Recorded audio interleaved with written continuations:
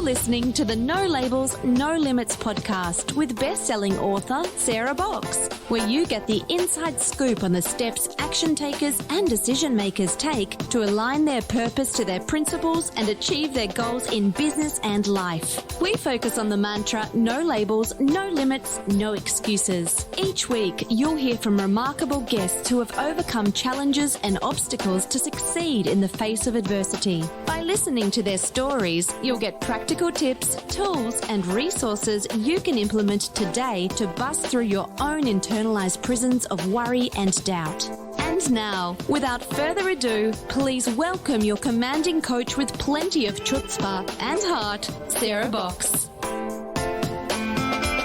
Welcome to this episode of the No Labels, No Limits podcast, a podcast all about helping action takers and decision makers like you align their purpose to their principles and achieve their goals in business and life. Hi, I'm Sarah from Sarah Box Coaching and Consulting. I'm a change agent, former executive director, and best-selling author of The Changemaker Ripple Effect, a book about how one person's drive, purpose, and boldness can impact thousands. Our guest today is perfect to talk about that. And I'm here to tell you that the life you want is possible with the right support, mindset, and strategy. So on today's podcast, we're going to be joined by Kristie Kennedy. Kristie is a TEDx Audacious leadership keynote speaker and authentic lifestyle author. She is the owner of Queenfidence Global Image Consulting. Her inspirational gift empowers women with confidence and clarity keys to find their voice, free their voice, and look fabulous using their voice. Doesn't that sound good? In this episode, you'll hear how Kristie overcame severe financial stress and health-related issues herself, why she's passionate about helping other ordinary women do the same, and why having a bodacious mindset is the key. So now let's welcome our guest, Kristie Kennedy. Hi, Kristie. Hey, beautiful Sarah. How's it going? It's going good. First of all, it was great to be chatting with you just to make sure we had everything going here. And I'm really excited to have you on this show now more than ever. So before we dive in, I want to ask you, what is one non-negotiable ritual or thing you do every day that keeps you heading towards your own big vision? Writing. A self-care writing ritual. I have to get my thoughts out on paper to reflect. I usually start my morning off with a prompt. I celebrate the joy of before anything happens, because a lot of times we place our happiness in what's happening, and sometimes it's some not so good things that are happening. And so I never want what's going on in the external world to affect my internal world. So that's the first thing you do, is you do your writing? Yes, as a part of my morning routine, I have essential oils that I'll pour in my hand. I'll take my deep breaths. I put my candles on, the waterfall. So it's a whole thing that I go through, but that's one piece. Definitely I'm going to write morning, noon, and night. You will see me writing. So you set your own frame for the day. Absolutely. Absolutely. I believe in setting yourself up for success. If I'm not intentional, if I'm not deliberate, the day will run me, and I will not be running my day, which is not so queenly. Yeah, I know. If you don't set yourself up, halfway through the day, you're thinking, who is in charge here? So I want to actually ask you something. There is a quote that you have that totally resonated for me, but I want to read it if it's okay with you, and then ask you to unpack it a bit for us, okay? So here's the quote.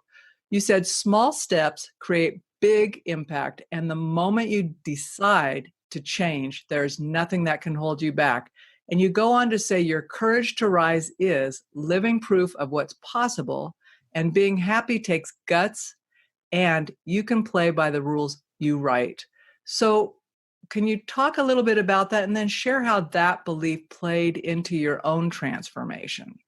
Absolutely. That's one of the questions I get more than anything, Sarah, is what were one of the things that you did to get to where you are now? And I tell people that it's a combination. It's a combination of many little steps that I took. And I can go back in my mind's eye, and I remember the year 2007 when I went through a deep depression. I launched my business. I've done 3 launches, but this was the second one. And it did not go according to plan. And so I went into this deep depression after moving into a building. 2 to 3 months later, I was moving out of the building, fixed it all up because I had the mindset, if you build it, they will come to feel the dreams, right? And when I started looking back at the steps that I took, and I'm trying to figure out why did that not work in my favor? And honestly, Sarah, no one knew because I'm a motivator. I am the inspirational speaker. I am your party girl. I get to start the party started. And so here I was in a deep, dark depression and no one knew it. And in order to get out of that place, one day I woke up, it was 2008, and I started saying again, 2008 is going to be great. I was feeling my fire come back. I had waddled long enough, and I told myself, nothing massive happens without taking massive action. You cannot be passive. In order to create these massive action, you have to start taking action. So I just started doing one thing at a time. And sometimes that's all I had the energy for was, let me just do one thing this day. And that's how I slowly got out of that deep, dark depression and started creating this ripple effect of success. How did you decide? So you talked about being both in a health and financial challenge. It sounds like it was simultaneous, like things just kind of felt like they imploded a bit, right? How did you prioritize where to start or not get so scattered that you were trying to go after everything at the same time? Yes, I would often hear successful individuals say you have to focus on one thing. And that's always been my challenge as multi-talented as I am. I'm a creative mind. And as creatives, we can be pulled in directions that we don't even want to go in. And so hence I began to focus. And I remember writing down in one of my journals, if I could only do 3 things, I didn't do it just one thing, but if I could only do 3 things, what would those 3 things be that absolutely light me up? Because I believe we should be living from the inside out. I believe you should walk along your path alive. And so that was writing, that was speaking, and that was singing. Music is it's the air that I breathe. And so I began to focus on those 3 things. How can I express myself in those mediums? And I began to focus on knocking on doors for speaking, for writing, and singing. And that's all I focused on, as I was getting myself out of that place called stuck into in a place called unstoppable. Okay, so now I want to say that when you are in that space where you feel the weight of the world on your shoulders, Mm-hmm. knocking on doors, whether it's literal or virtual, is probably one of the toughest things to do. Yes. Right? So how did you motivate yourself and not feel, I'm making an assumption that it wasn't like, okay, just because I knocked, people said, come in, right? That there was some rejection or some setbacks even then. So how did you stay the path? Oh, yeah. And that's where that bodacious belief comes in. I believe if you're not able to defend your beliefs, then your belief is not strong enough. Because if you really believe in it, you have to be willing to fight for it. And my belief was about to be tested on every side. And that's what my whole journey has been about. When I look back in reflection and retrospect, I realized that every form of adversity was molding me into the powerhouse woman I was created to be. When you're going through the test of life, it doesn't feel good. Of course it doesn't. You want to get out as fast as you can. But when you're on the other side of it, it's like, ooh, that was beautiful. What I've become, how I think now, when you're going through those challenges, I say, galactic challenges require galactic courage. You've got to have so much courage. And when I look back over the journey, Sarah, every single step mattered, one. But the bodacious belief, I began to create vision board. This is how I solidified my beliefs. And there's so many pieces to my story, but I'm just going to pull one out. In 2006, as I fast forward, I was given what I call a pink slip, and that's what I turned into Queenfidence.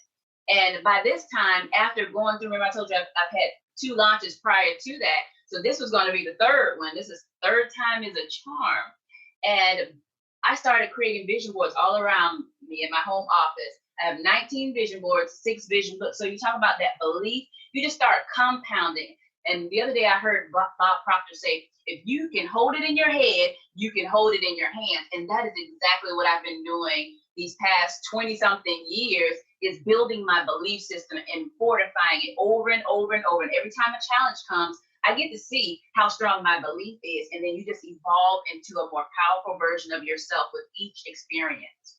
So I sometimes think when I talk to folks and listen, there's a frustration that it doesn't happen. Like, okay, I've got my vision board. Here's what I'm doing. And it's a year, maybe even 3 years later. And people are going, well, how come it's not here yet? Right? Did you have any of that? Oh, yeah. Oh, yeah. The self-doubt is real. Hence, and we start combating with our truth. What is it that I'm certain of in those moments? Because yes, you're going to fight uncertainty. You're going to question, does it even matter? The blood, the sweat, the tears that I put in the ground, it should be producing something by now. Yes. It does take a while for compost to break down into rich soil, you know? Just saying. So I really love the name of your business. I do. I think that's so cool. Will you talk about a little bit more, though, about why you feel we need to have like our voice? Because I hear how powerful that's been in helping others transform. How do you see that play out when you're helping people? Oh, yes, most definitely. I hear often women tell me that they're afraid to use their voice. They're afraid of being judged. There's so many internal fears that they're having to combat. And for me, it really matters, Sarah, because I remember being a young woman trying to figure out who I was first and foremost. But then how do I use my voice once I find it? And being confident that what I have to say can make a difference. And I used to be so afraid of my own voice. And I tell people, do not be afraid of who you are. I would not even listen to my own answer machine message. This is how bad I had it. I would sing in my apartment, look out the peephole to make sure no one was outside to hear me in my own house. Now that is prison. I was imprisoned in my own mind. And I remember my senior year in college, and the professor asked a question. And for the first time, I felt like I knew the answer, and I actually raised my hand. Now, you have to understand, go back in time in my freshman year in communication class, I asked the professor if I could present my presentation privately in his own office. And so the whole college years, they've gone by. I didn't use my voice a single time. Now here I am as a senior, and I have to overcome this fear. I would always sit in the back of the class, and then I raised my hand, and I answered. Now, I was wrong, but I heard my voice for the first time. And I remember sitting back in the back of the room crying. That's how freeing that felt. And so I want to give that gift to other women or men, whoever is feeling entrapped within themselves because you have something to say. And I can imagine how different life would be, Sarah, if I didn't use my voice. I would never be on a stage speaking until I wouldn't be interviewing with you, because there's so much we have to give to this world and we often discount it. You know, you have these 4 areas you've outlined for peak performance. Can you talk about those areas, and then we'll just go from there? Yes. So mindset mastery. When I look back over my journey, one of the major pieces to me overcoming my own internal fears was mastering my thoughts. They pop up any moment, anytime. Self-sabotage is real. And I like to describe those thoughts as the clouds. You know, the clouds are slowly passing by. You just observe. You have to notice what you're thinking. I always say, think about what you're thinking about. And hence, what we think about, we bring about. And that's why I have these vision boards before me to remind me, because as you know, there are many voices outside telling us what we should be thinking, what we should be buying, you name it. And so I'm always reminding myself of what matters to me. And that's why I live by design and not default. That default setting gets us in trouble. And this is when we find ourselves waking up one morning and we're saying, whose life is this? I'm not happy here. I don't even like my husband, whatever the case may be. This job is so dissatisfying. We're so disconnected from what we really want because we never were intentional about creating it in the first place. Tired of feeling stuck and ending with the same result? Want to know how Sarah can help you with one-on-one or organizational coaching? Then book your free discovery call at sarahbox.com/contact. Now, back to the show. how do we recognize when we're living by default, though, Kristie? I mean, it can be so subtle if you're just like, there's nothing wrong, right? So you're going, do you ever have people say, well, there's nothing really wrong. I don't know what it is. Yes. I like to say it's when you lose that sparkle, that inner glow, the excitement. You don't even have to set your alarm clock. You just pop up. If you're constantly hitting the snooze button, more than likely you're not excited about your life. You're not even learning anything new. There's nothing that has your blood boiling.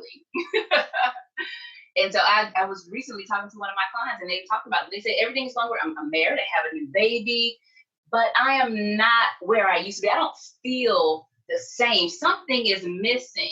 And that something is a message to say, now we need to either expand, we need to be more enlightened. There is something that we need to explore within ourselves to create that excitement again, the energy that we once had about life. Maybe it's a new relationship, some new friendship, something that challenges you to grow, to stretch. And that's kind of the motivator, right? Is to have that sparkle. I know when I was in that space, someone asked me about something, and I wasn't doing this for my business, but they said, well, how's this kind of project I was doing going? I said, well, it's all right. And they said, well, what do you mean? So I start talking about it. They said, I haven't seen you that excited about anything in a long time. And I'm thinking, yeah, isn't that interesting? Right? It's not like I was being paid to do it. And I was pouring tons of hours into it, but I thought I wouldn't not do it. Right? I wouldn't not do it. So, but it's hard to recognize those things sometimes. Yeah. And that's so good you bring up that point, Sarah, because sometimes our friends or associates, they can help us say, because they know us best, that they're intimately acquainted with us. I haven't seen you that excited in a long time, to be able to be that mirror for us, to hit the blind spots. I believe that community is so key. Oftentimes when we are slipping away from ourselves, we have to find our fire again. Well, and now you told me before we went on that it was hard for you because you're an introvert and you're also very self-motivated, right? Yes. So this is like, okay, so I'm good by myself, I'm comfortable by myself, and I can create by myself. But then you bring in that piece of community, right? Mm-hmm. So sometimes there's a dichotomy there that we can't just stay by ourselves because we need that community. I think there are places we can feel great and not realize without that external mirror, as you say, that it's easy to not be our whole self. Yes. Yes. What do you mean by radical resilience? What the heck is that? When you think of radical, it's out the box, it's out the norm. It's going to challenge the rules. And when you think about success requires, as you know, an exorbitant amount of energy, strategy, and especially for me, I didn't come from the silver spoon. I didn't have angel investors, so I had to be creative with what I had. And one of my favorite quotes is, do what you can with what you have right where you are. I had to burn all the crutches, i.e. the excuses. And so sometimes you have to get radical in your beliefs and how you approach things. And when I was a younger entrepreneur, there were many sacrifices that were made in order to become successful. No guts, no glory, no investment, no increase. And so there was a lot of traveling. And when I say radical, I go back even into my own journey when I had the health challenge and the financial challenge that were happening, simultaneously. In that moment, I had to be radical. I remember going on auditions, 12 hours away. And what I was battling was anemia, because I had 7 fibroid tumors that were growing in my body. So I was losing an exorbitant amount of blood every single month. My blood was about 4.5. I'm almost dead. But I would not allow any challenge to stop me. And that's where that radical resilience, when life is hitting you below the belt, you still say, I'm going to show up, I'm going to dress up, I'm going to get up again and again and again until I see the life that I've envisioned in my mind. And as you mentioned earlier, it doesn't happen overnight, it happens over life. And so when I'm looking at my life right now, that has taken over 20 something years, now I have a full practice of coaching clients, but it didn't start that way. I was so unclear. So I had to be radical and hold it until I could see it and have it in my hand and see the baby breathing and look at her eyes and touch the ears. But before, it was just a baby on the inside that I was carrying for a long time. I feel like I've just gone to church. Would you talk to us about Queenfidence, your book, and how, which is the full title, 70 Days of Reign, an inner guide to transform your life to being the queens we were born to be. Tell me what that means and then what the journey kind of looks like. Queenfidence is the art of elevation. And as I mentioned, in 2014, when I received a pink slip and turned it into Queenfidence, I had to reinvent myself all over again. And I remember saying, what am I going to do next? And I thought about my whole journey because I've been in pageants, I've battled low self-esteem, I've battled the anxiety, battled overcoming the fear of public speaking. When I look at my journey, what was helping me, because I didn't have a therapist, Sarah, I had journals. They were my lifeline. And I'm so grateful for the sixth grade teacher that put one in my hand because it was a lifesaver. So 40 completed journals later, 20 open right now. I created a 70-day guide to help walk another woman through her own journey, questioning her self-doubt and her, her worth, if you will. And then at the end of each chapter, she has her own questions to figure out who she is. And so she has a coach just guiding her along on that journey, because that has been so key and instrumental for me in navigating through my own fog. So is the book a workbook then, that it actually has the information plus the journal in it? Yes, they have this 70 letters from me, from queen to queen, dear queen.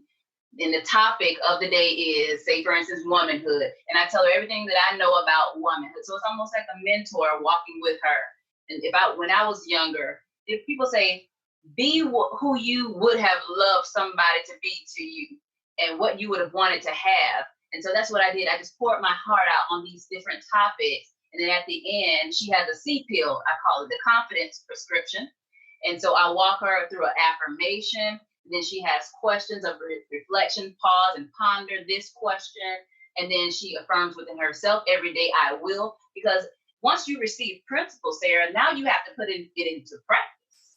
We can coach you all day, but if you don't do your own work, and so that's why I created this interactive guide, so she can do her own work. And so she can be the powerful queen that she was created to be. And when I say queen, it's knowing how to elevate from that place we call stuck to becoming unstoppable. It's knowing how to convert your pain into power, into prudence, into prowess, to make the best decisions for where you are, for where you want to go. Because once a woman knows how to reinvent herself, Sarah, she can do it again and again and again. Because we're fighting COVID-19 today, but there'll be something else 2-3 years from now. And see, I remember early on in my journey, whenever life would hit me hard, I would get stuck. I become paralyzed, frozen, as I hear my clients say. But if you on the inside know that your mind is one of the most powerful assets that you have, you can get from where you are to where you want to be, one single thought at a time, one single action step at a time. Nothing massive ever occurs by being passive. And that's the quote I wanted to say earlier.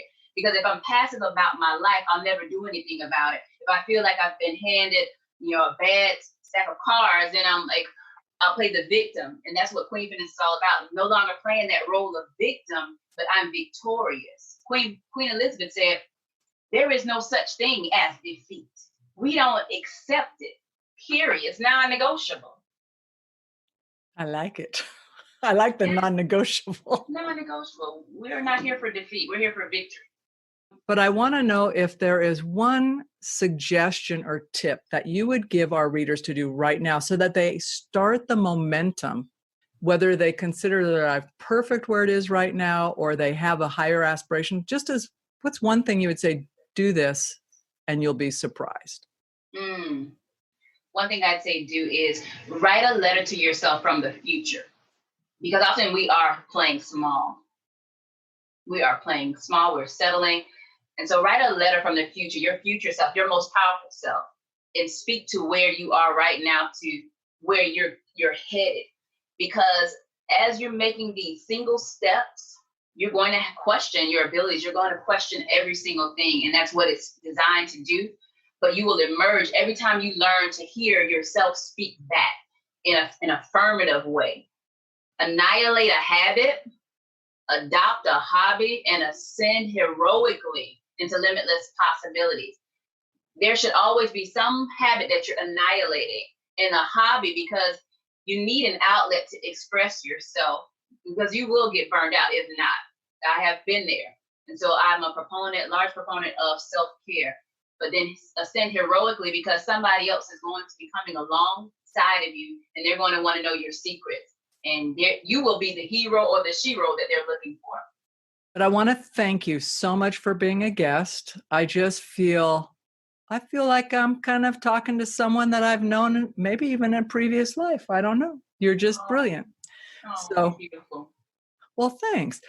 And I've just had so much fun. So thank you so much. And I know the listening audience is gonna love it.